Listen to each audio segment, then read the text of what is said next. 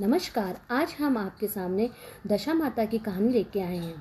एक राजा था, उसकी 2 रानियां थीं। बड़ी रानी की संतान नहीं थी, छोटी रानी के पुत्र था। राजा छोटी रानी और राजकुमार को बहुत प्यार करता था। बड़ी रानी छोटी रानी से ईर्ष्या करने लगी। बड़ी रानी राजकुमार के प्राण हर लेना चाहती थी। एक दिन राजकुमार खेलता खेलता बड़ी रानी के चौक में चला गया। बड़ी रानी ने राजकुमार के गले में मई एक काला सांप डाल दिया। छोटी रानी दशा माता का व्रत करती थी। राजकुमार दशा माता का ही दिया हुआ था। दशा माता की कृपा से राजकुमार के गले में सांप बिना नुकसान पहुंचाए चला गया। दूसरे दिन बड़ी रानी ने लड्डुओं में जहर मिलाकर राजकुमार को खाने के लिए दिया।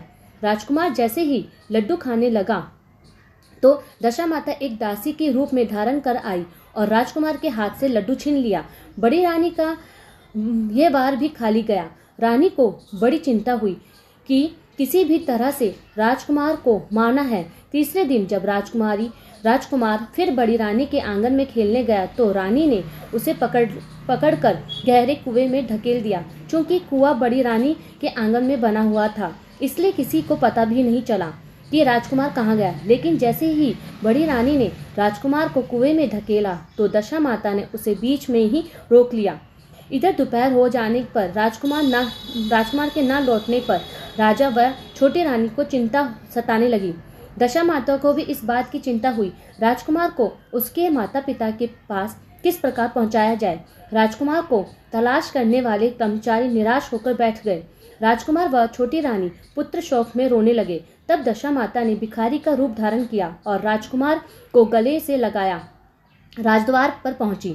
वह राजकुमार को एक वस्त्र में छिपाए हुए भिक्षाएं मांगने लगी। सिपाहियों ने उसे दुत्कार कर कहा, तुझे भिक्षा के पड़ी है और यह राजकुमार खो गया है। सारे लोग दुखी हैं और चिंता है से व्याकुल हो रहे हैं। इस पर दशा माता बोली, भाइयों, पुण्य का प्रभाव बड़ा ही विचित्र होता है। यदि मुझे भिक्षा मिल जाए तो संभव है कि खोया हुआ राजकुमार तुम लोगों को मिल जाएगा। यह कहकर वह देहरी पर पैर रखने लगी। सिपाहियों ने उन्हें आगे बढ़ने से रोका। उसी समय दशा माता ने बालक का पैर वस्त्र से बाहर कर दिया। सिपाहियों ने समझा कि कुंवर उसके हाथों में है, इसलिए उसे अंदर जाने दिया। दशा माता कुंवर को लिए हुए भीतर चली गई। उसने राजकुमार को चौक में छोड़ दिया और वापस चली गई। परंतु रानी ने दशा माता रूपी भिखारिनी को देख लिया था। उसने कहा कि खड़ी रहो और कौन हो तुम? तुमने 3 दिन मेरे बेटे को छिपा कर रखा था। तुमने ऐसा क्यों किया? तुम्हें मेरे इस प्रश्न का उत्तर देना होगा। दशा माता उसी समय ठहर गई। उन्होंने बताया कि मैं तुम्हारी पुत्र की चोरी करने वाली नहीं हूँ। मैं तो तुम्हारी आराध्य देवी दशा माता हूँ। मैं तुम्हारे सचेत करने आई हूँ कि बड़ी रानी तुमसे ईर्ष्या रखती है। वह तुम्हारे पुत्र के प्राण हर लेना चाहती है।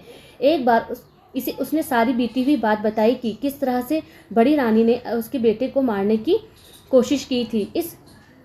इस बार फिर दशा माता ने बोला, इस बार उसने तुम्हारे राजकुमार को अपने आंगन के कुएं में धकेल दिया।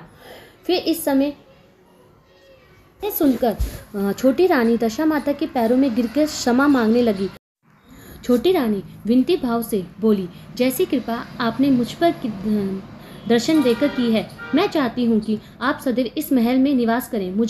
मुझसे जो सेवा पूजा होगी मैं करूँगी। इस पर दशा माता बोली कि मैं किसी के घर में नहीं रहती। जो श्रद्धा पूर्वक मेरे ध्यान स्मरण करता है, मैं उसी के हृदय में निवास करती हूँ। मैंने तुम्हें साक्षात दर्शन दिए हैं, इसलिए तुम सुहागनियों को बुलाकर उन्हें यथाविधि आदर सत्कार के साथ भोजन कराओ और नगर में ढिंडोरा पिटवा दो कि सभी लोग मेरा डोरा ले